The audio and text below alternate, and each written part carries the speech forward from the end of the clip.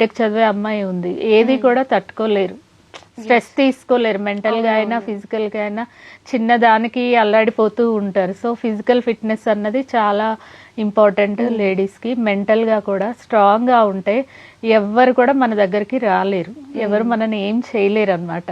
As a women గా నేను చెప్తున్నాను, నేను కూడా చాలా కొన్ని అంటే హ్యాపీ లైఫే కానీ చిన్న చిన్నవి ఫేస్ చేశాను.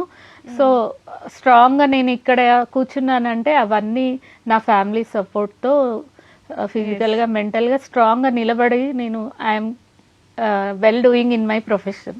Yeah nice. అండ్ ఫైనల్ గా ఒక భార్య భర్త ఎలాంటి ప్రాబ్లమ్స్ వచ్చినా విడాకులు అనే ఆప్షన్ లేకుండా కలిసి ఉండడానికి ఒక మంచి టిప్స్ చెప్పండి కొన్ని. కలిసి ఉండాలి అంటే ఏదైనా చిన్న ఇష్యూ వచ్చినప్పుడు మీకు ఆన్లైన్లో కౌన్సిలర్స్ ఉంటారు, ఎవరు థర్డ్ పార్టీని ఇంటర్ఫియర్ అవ్వద్దు. అది ఫ్రెండ్ అయినా, ఫ్యామిలీ అయినా, సిస్టర్ అయినా, బ్రదర్ అయినా, ఇద్దరు కూర్చొని మాట్లాడుకోండి. ఈ రోజు గొడవ అయితే ఈ రోజు నైట్కి అది సార్ట్ అవుట్ అయిపోవాలి అంతే. దాన్ని నెక్స్ట్ డేకి క్యారీ చెయ్యొద్దు.